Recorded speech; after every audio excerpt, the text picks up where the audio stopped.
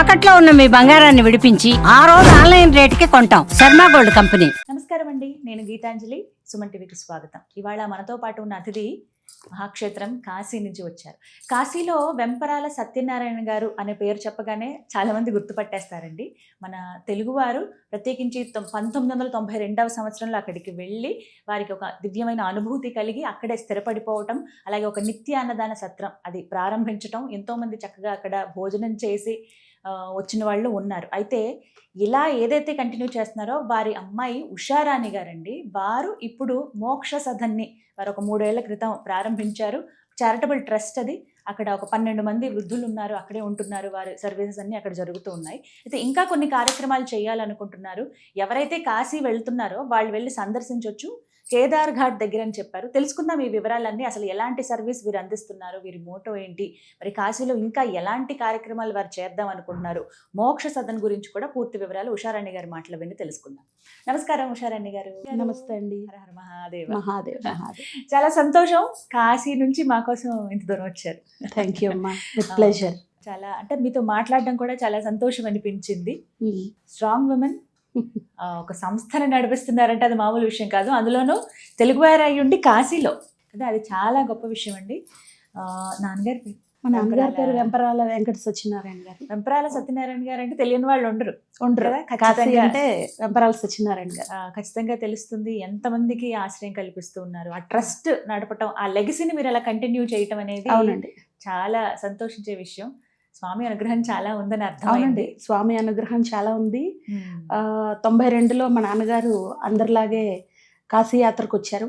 అక్కడ ఆయనకి ఏదో చిన్న వైబ్రేషన్ తోటి ఆయన అక్కడే ఉండిపోయారు. తర్వాత ఫ్యామిలీని షిఫ్ట్ చేశారు. సో ఆ టైంలో నేను 6th క్లాస్ చదువుతున్నాను. సో కాశీ షిఫ్ట్ అయ్యాం అందరం. అప్పటి నుంచి అక్కడే ఉన్నాం. చదువుకోవడం ఆంధ్రాలో చదువుకున్నాం కానీ బట్ అక్కడే హాలిడేస్ అంతా అక్కడే ఉండటం అక్కడే. సో ఆ తర్వాత నాన్నగారు 2018లో కాలం చేశారు. తర్వాత మళ్ళీ మేము అందరం అదే కంటిన్యూ చేస్తూ వచ్చాం. ఆయన గాయత్రి సనాతన నిత్యానంద సత్రం అని ఒక సంస్థ స్థాపించారు. యాత్రికులకి, మన తెలుగు వాళ్ళకి అందరికి 9 రోజులు ఉచితంగా భోజనం పెట్టే ఒక ఇదిని ఆయన స్థాపించారు. సో అందరికి ఫ్రీ అన్నమాట. వాళ్ళు కావాలనుకుంటే డొనేట్ చేయొచ్చు, లేదంటే ఎవరిని కంపల్షన్ లేదు. అది ఇప్పుడు మా ఫ్యామిలీ రన్ చేస్తుంది. నాన్నగారు చనిపోయిన తర్వాత ఇప్పుడు తమ్ముడు అమ్మగారు చూసుకుంటున్నారు దాన్ని. అందరూ ఒకే దగ్గర ఉంటే 10 మందికి సేవ చేయలేకపోతామని నేను విడిగా వృద్ధాశ్రమం పెట్టాను అనమాట. సో మోక్ష Sadan and charitable trust. So ఇది మీకు కేదార్ మందిరం, స్వయంభూ టెంపుల్, కేదార్ ఘాట్, సోనార్పుర. మీకు కేదార్ మందిరానికి ఎదురుగుండా మనది ఉంటుంది. సో మోక్ష సదన్ చారిటబుల్ ట్రస్ట్, మోక్ష సదన్ అండ్ చారిటబుల్ ట్రస్ట్. దీంట్లో 12 మంది వృద్ధులు ఉన్నారు. ఇక్కడ కాశీలో ఏమిటంటే జనానికి ముక్తి పొందాలనే ఒక ప్రగాఢ విశ్వాసం వాళ్ళది. సో అందుకని అందరూ ఇక్కడికి వచ్చి వాసం చేస్తూ ఉంటారు. సో కుదరని వాళ్ళు జీవితకాలం ఉంటారు, కుదరని వాళ్ళు 9 నెలలు ఉంటారు, ఇంకా కుదరని వాళ్ళు 40 రోజులు ఉంటారు, ఇంకా కుదరని వాళ్ళు 9 రోజులే ఉంటారు, 9 గంటలు ఉంటారు. సో ఎలా అయినా కాశీలో కొంత టైం వాళ్ళకు కుదిరినంతలో వాళ్ళు స్పెండ్ చేయాలి, గడపాలన్నది యాత్రికుల విశ్వాసం, నమ్మకం. స్వామి కూడా అలాగే వాళ్ళందరికీ సహకరించి ఎంతో ఇదిగా వాళ్ళని తీసుకొస్తున్నారు అక్కడికి. మోక్ష సదనం చారిటబుల్ ట్రస్ట్. అవునండి. ఓకే, ఇప్పుడు ప్రస్తుతం ఎంతమంది ఉన్నారండి? ఇప్పుడు ఈ మోక్ష సదన్ చారిటబుల్ ట్రస్ట్ లో ప్రస్తుతం 12 మంది ఉన్నారండి. వీళ్ళల్లో కొంతమంది పే చేస్తున్నారు, కొంత నామినల్ గా, కొంతమంది ఫ్రీగా ఉంటున్నారు. నాన్నగారితో పాటు నడిచిన వాళ్ళు కొంతమంది ఫ్రీగా ఉంటున్నారు. సో మన ముఖ్య ఉద్దేశం ఏంటంటే కాశీలో వీలైనంత మంది తెలుగు వాళ్ళకి, తెలుగు వాళ్ళనే కాదు, ఎవరక్కడ స్థిర నివాసం చేసి సిద్ధి పొందాలనుకుంటున్నారో వాళ్ళందరికీ మనం వాసం కల్పించాలని, వాళ్ళని చూసుకోవాలని. కొంతమంది అనేక పరిస్థితుల్లో వస్తారు, పిల్లలు ఎంతగానో ప్రేమించినా కాశీలో చనిపోవాలనుకుంటారు. కొంతమంది అసలు పిల్లలే పట్టించుకోరు. కొంతమంది అసలు పిల్లలు లేని వాళ్ళు, భర్త వదిలేసిన వాళ్ళు, భార్య చనిపోయిన వాళ్ళు, ఇలా రకరకాల కేటగిరీల్లో ఉంటూ ఉంటారు. అందరూ 70+, 80+, వృద్ధాప్యం చాలా భారంగా ఉంది, ఇంక ఇది అలా అని బలవంతంగా చనిపోలేరు, అలా అని వాళ్ళకి జీవించడానికి కుదిరే పరిస్థితి ఉండదు.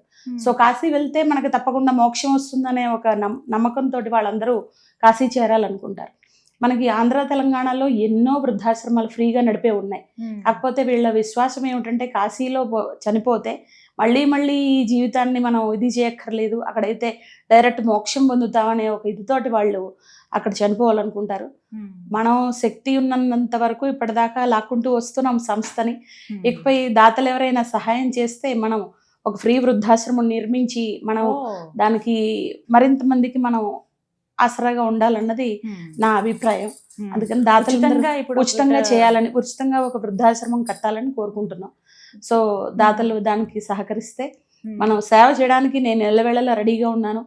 నాకు 2 పిల్లలు లోకల్ గా హాస్టల్లో ఉండి చదువుకుంటున్నారు. 24/7 నేను ఆశ్రమంలోనే ఉంటాను, యాత్రికులకి అవైలబుల్ గా ఉంటాను. సో వాళ్ళకి ఏ కష్టం వచ్చినా ఒక్క ఇదితో నేను వాళ్ళ అందుబాటులో ఉంటాను. సో ఎవరికి ఏ ఇబ్బంది ఉండదు. మీరు ఎలాంటి సర్వీస్ వాళ్ళకి చేస్తారండి? కేవలం వాళ్ళు ఉండడం వరకే? లేదమ్మా, పొద్దున్న లేచింది మొదలుచుకుని వాళ్ళకి కాఫీతో వాళ్ళ దినచర్య మొదలవుతుంది.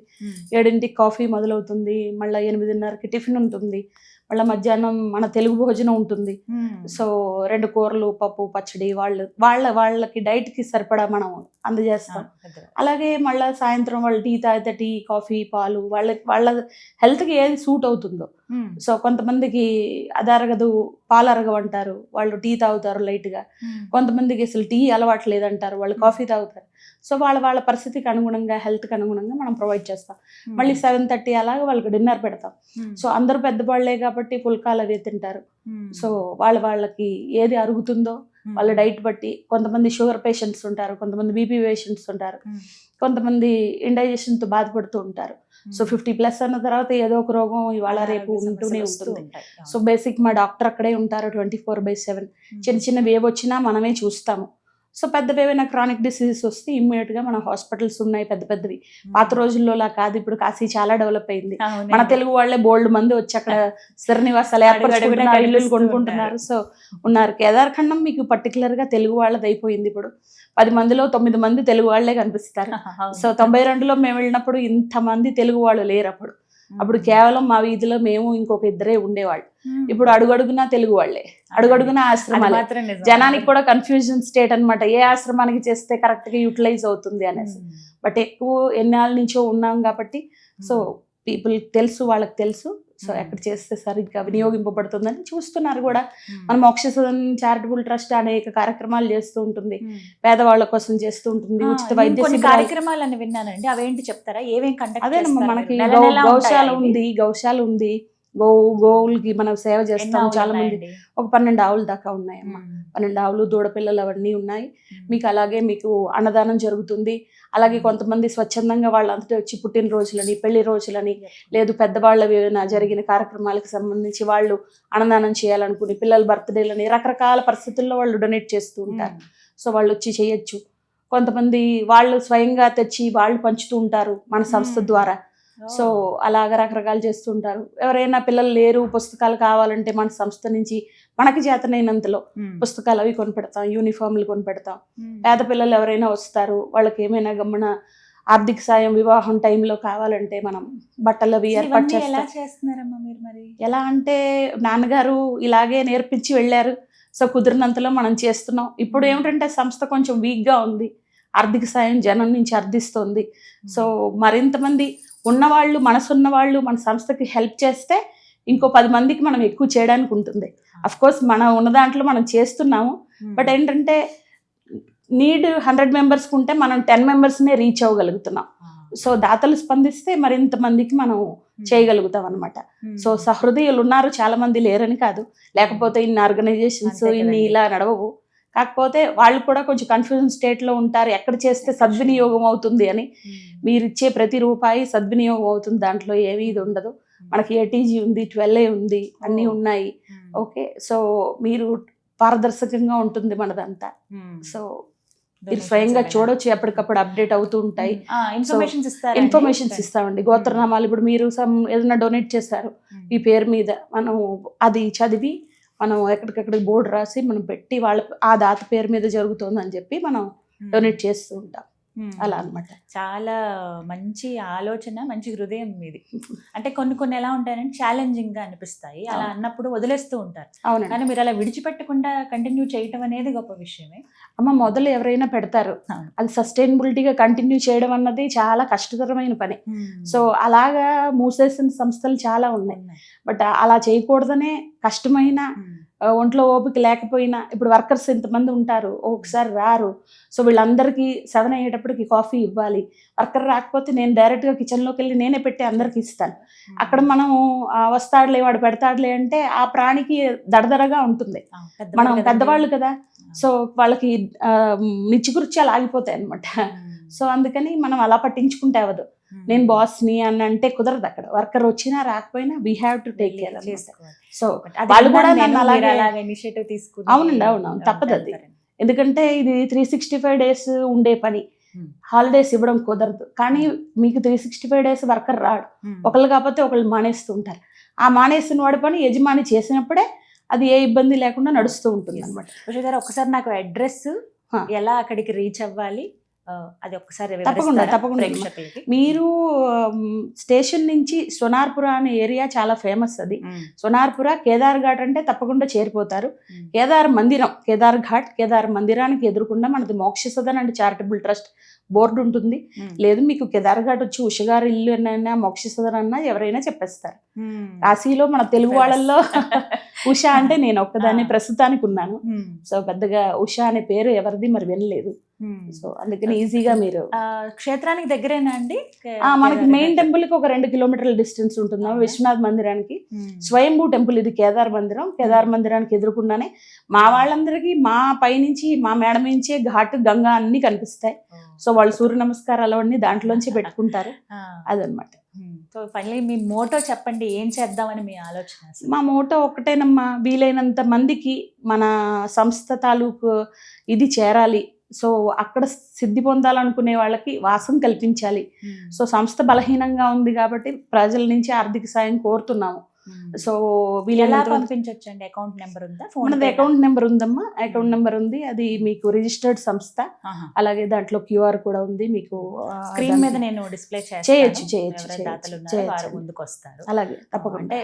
మన నిజాయితీగా నిక్కచ్చిగా ఉన్నప్పుడు ఖచ్చితంగా అన్ని అయ్యో తప్పకుండా వాళ్ళు ఎక్కడ క్రాస్ చెక్ చేసినా గానీ మనదంతా క్లీన్ గా ఉంటుంది.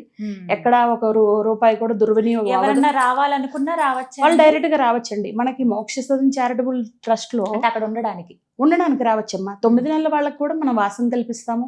కొంతమంది ఉంటారు కదండి, ఇవి ఏంటి అసలు ఎన్నెన్ని రోజులు ఉండొచ్చు కాశీలో ఉండే విధానం? కాశీలో మీకు 9 నెలలు గర్భవాసం అంటే మనం మదర్ ఊంబ్ లో ఎలా ఉంటామో బయట నుంచి ఏమీ తీసుకోకుండా, సో అలాగా ఉండడానికి వస్తూ ఉంటారు చాలా మంది.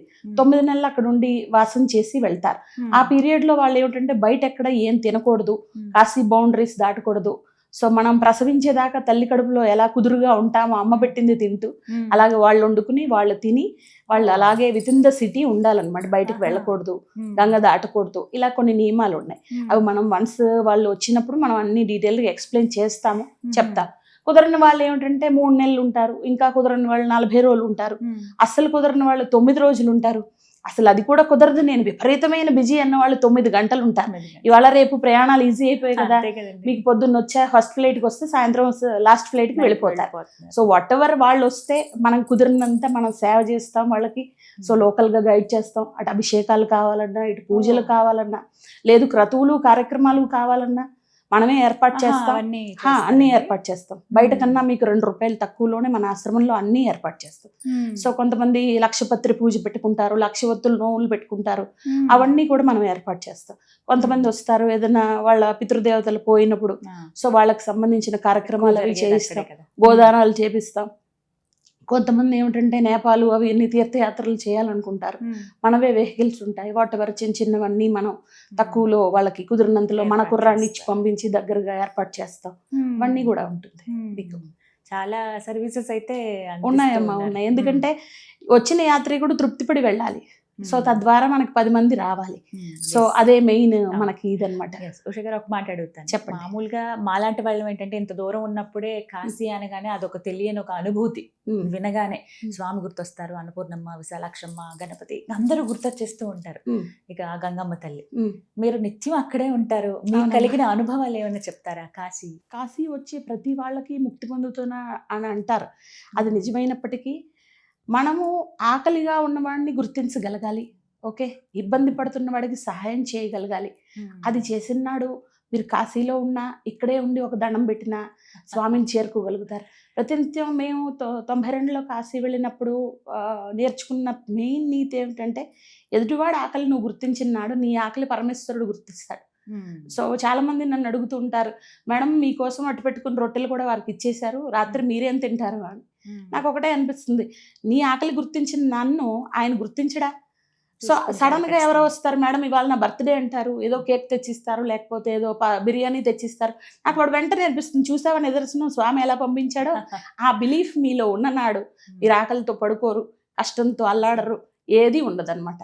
సో కాశీలో ఆకలి అనే బాధే ఉండదు కదండి అస్సలు. ఎవరికి ఏ ప్రాణికి, అన్నపూర్ణమ్మ దయవల్ల ఏ ప్రాణికి అలా లేదమ్మా. సర్వజనులు సుఖీభవ అన్నట్టు అందరూ చక్కగా తిండికి గుడ్డకి లోటు లేకుండా చక్కగా నివసిస్తున్నారు. అమ్మవారి దయ అలా, స్వామివారి దయ. ఏమని కోరుకుంటారు స్వామి దగ్గరికి వెళ్ళినప్పుడు? నేను కోరుకునేదల్లా ఒకటేనమ్మా, మోక్షసదన్ పరివారం అంతా చక్కగా ఉండాలి, ఆరోగ్యంగా ఉండాలి. సో ఎవరికైనా ముక్తిని నువ్వు ప్రసాదించదలుచుకుంటే వారికి ఇమ్మీడియట్ గా ప్రసాదించే, మళ్ళీ వాళ్ళు మంచంలో పడి లాక్కుని పీక్కుని బాధపడకుండా. మొన్న అలాగే ఇలా మీరు అడిగితే నాకు చిన్న సంఘటన గుర్తొచ్చింది.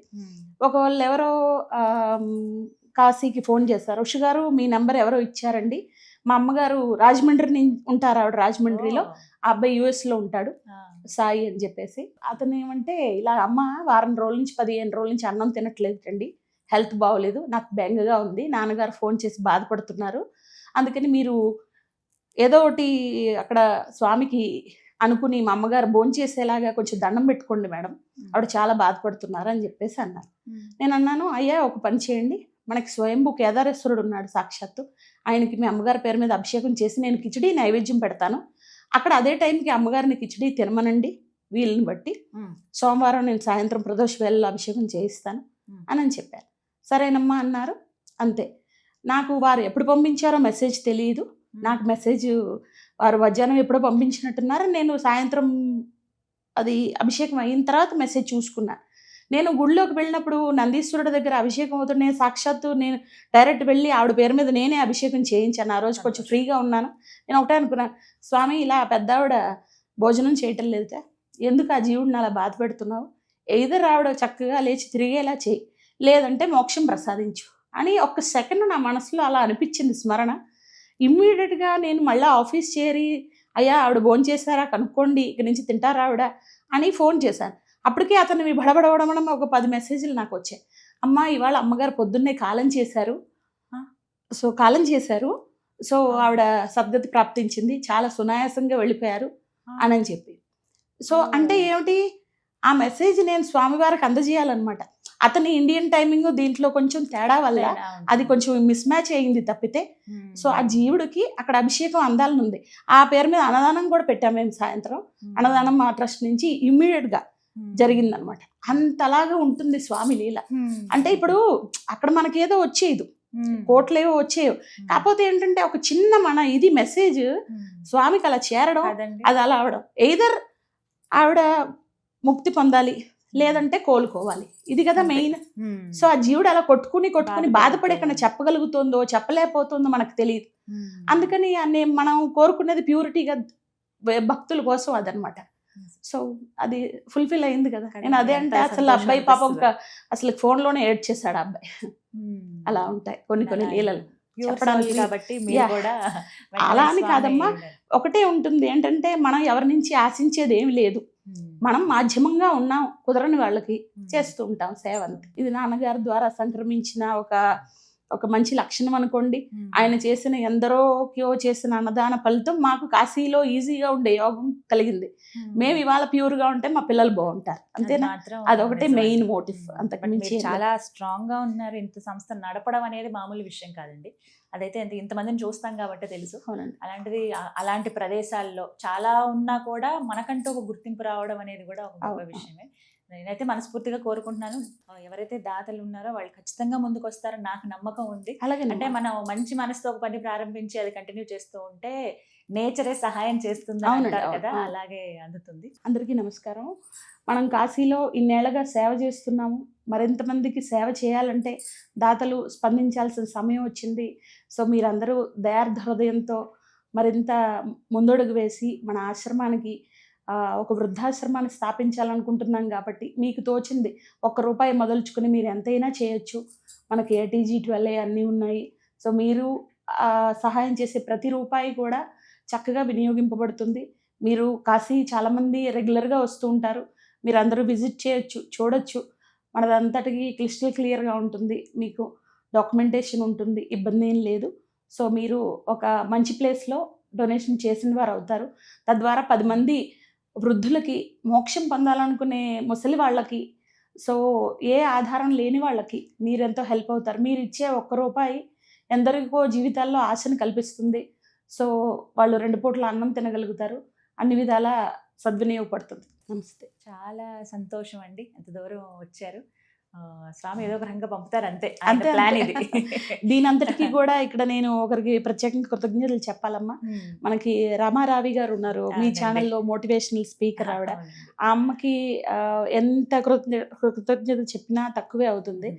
ఆవిడ చాలా అసలుకి ప్రతి దాంట్లోనూ ఆవిడ ఎంకరేజ్ చేస్తారు. దేనికి నువ్వు అధైర్యపడకు ఉషా, ఆ స్వామి ఉన్నాడో నీకు సో అని ఆవిడే అన్నీ అడుగడుగున అసలు మీ దాకా నేను చేరగలిగానంటే ఆవిడదే ఇవాళ పెద్ద రోల్ అని చెప్పాలి.